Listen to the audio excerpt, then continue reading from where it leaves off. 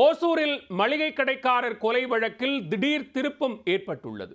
நீதிமன்றத்தில் பொய் சாட்சி சொல்லாததால் அவர் கொலை செய்யப்பட்டிருப்பது அதிர்ச்சியை ஏற்படுத்தியிருக்கிறது. கொலை வழக்கில் அதிமுக மகளிரணி நிர்வாகி உட்பட 12 பேர் கைது செய்யப்பட்டதன் பின்னணி என்ன?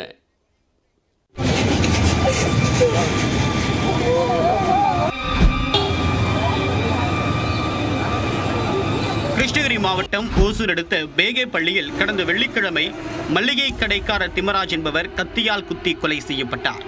இந்த கொலை வழக்கில் குற்றவாளிகள் யார் என்பதை கண்டுபிடிக்க முடியாமல் போலீசார் திணறி வந்த நிலையில் கொலைக்கு பொறுப்பேற்று 3 பேர் ராமநாதபுரம் நீதிமன்றத்தில் சரணடைந்தனர்.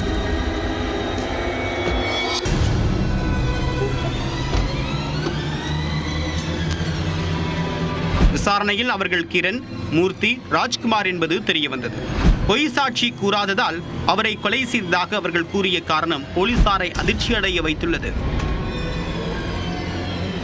ஓசூர் அடுத்த பேகப்பள்ளியை சேர்ந்த நாகரத்னா அதிமுக கிருஷ்ணகிரி மேற்கு மாவட்ட மகளிரணி செயலாளராக இருக்கிறார்.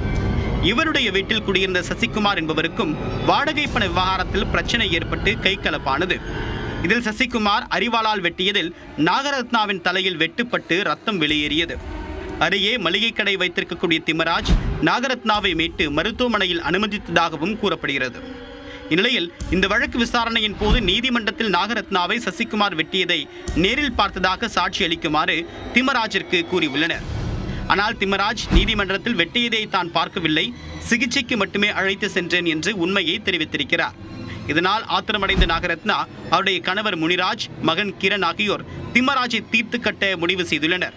கொலை திட்டத்தின்படி கிரணின் பெண் தோழி ஸ்வேதா திம்மராஜின் நடவடிக்கையை நோட்டமிட்டு கிரணிடம் தெரிவித்திருக்கிறார். அதைத் தொடர்ந்து கிரண், அவர்களுடைய நண்பர்கள் மூர்த்தி, ராஜ்குமார், ராகேஷ், முரளி மற்றும் சில சிறுவர்கள் சேர்ந்து திம்மராஜை கொலை செய்திருப்பது போலீசாரின் விசாரணையில் தெரிய வந்துள்ளது. அதனைத் தொடர்ந்து ஓசூர் சிப்காட் போலீசார் அதிமுக மகளிரணி மாவட்ட செயலாளர் நாகரத்னா, அவருடைய கணவர் முனிராஜ், ஸ்வேதா, ஸ்ரீதர், ராகேஷ், முரளி மற்றும் 3 சிறுவர்கள் என்று 9 பேரை கைது செய்தனர். மேலும் ராமநாதபுரம் நீதிமன்றத்தில் சரணடைந்த கிரண், மூர்த்தி, ராஜ்குமார் ஆகியோரையும் கைது செய்து சிறையில் அடைத்துள்ளனர். பொய் சாட்சி கூறாததால் மளிகை கடைக்காரர் கொலை செய்யப்பட்ட சம்பவம் அதிர்ச்சியை ஏற்படுத்தியுள்ளது.